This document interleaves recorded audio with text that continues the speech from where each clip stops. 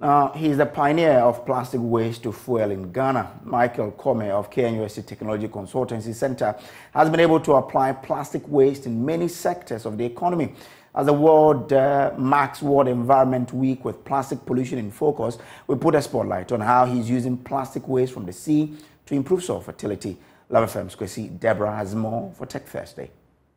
I first saw an article video of a lady lecturer in India who's making, turning plastics to diesel fuel, and at that time she was earning like 200 million a year just by selling to pragya. India has a lot of pragyas, so that was what she was doing. So when I started my research, with the plastics, with the water filter membranes, and then doing cook stoves and all those things, this idea was lingering on. So what kickstarted the whole thing was more out of annoyance of why Ghanaian scientists, researchers, professors are not able to solve the problem.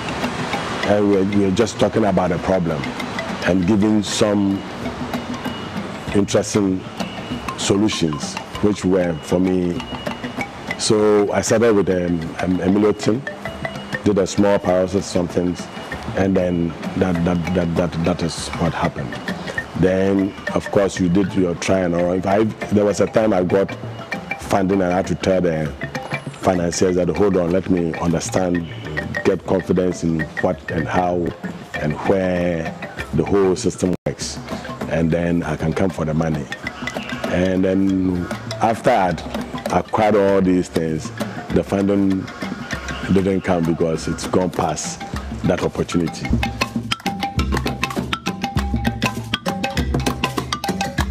We had 2 drums of a diesel petrol, and then Ghana Climate Innovation Center bought these fuels and I used it in their car for their roadshow in 2015, 2018, thereabout. So we have a feedback report, written report from them.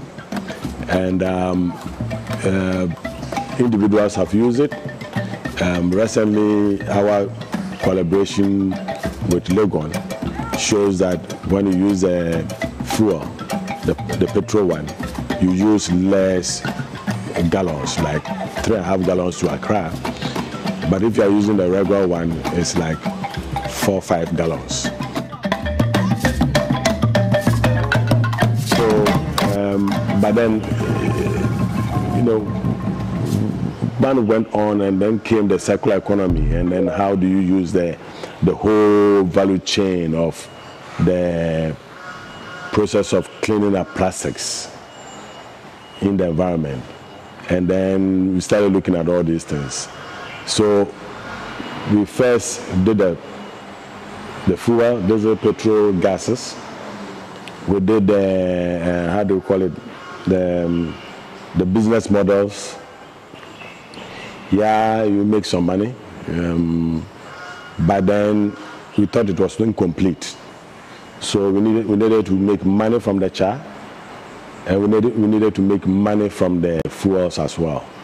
So we realized that char can be used for so many applications, water treatment, or as this is for membrane development for water treatment, for cleaning gases. Yeah. So that's a plastic from the sea. I'm doing this in collaboration with Legon. They also have something like Technology Consultancy Center. There's this Institute of Applied Science and Technology. And so they brought me this sample from the sea. And we are trying to paralyze it and then take the results for analysis.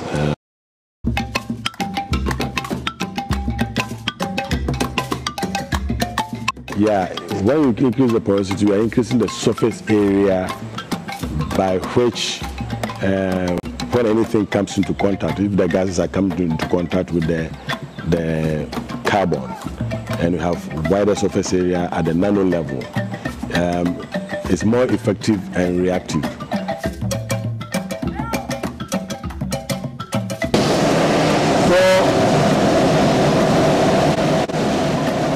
you check your temperature.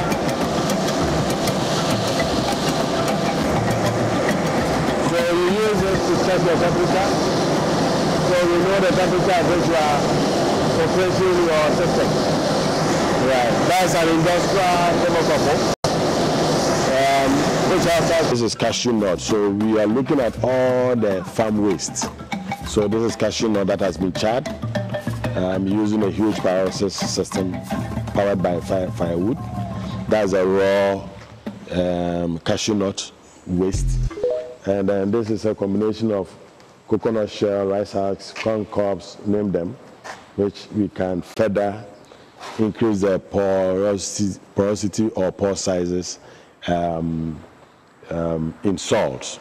So this is charred already, so we just want to increase the pore sizes or the surface area by doing it in salt. This is also this one is mainly plastics, including e-waste. We also pyrolyze e-waste, sieve it up, and then keep the metals on one side, and then use the charred plastics from the e-waste. If we went to the north, they do farming. During the dry season, most of them are not farming because it's dry. When you mix this one with the soil, okay, it can absorb so much water and release them slowly to the plant. So within the dry season, you can still farm. So you can farm throughout the year by the application of this. We use this for stabilizing roads. It's when the road is clay, dry season, it cracks. Wet season, it expands. So your bitumen and your whatnot doesn't last. We mix this with the soil, and it can absorb so much water and release the water slowly, so that expansion construction is managed, so that our bitumen or concrete or whatever we put on the surface of the soil is stable.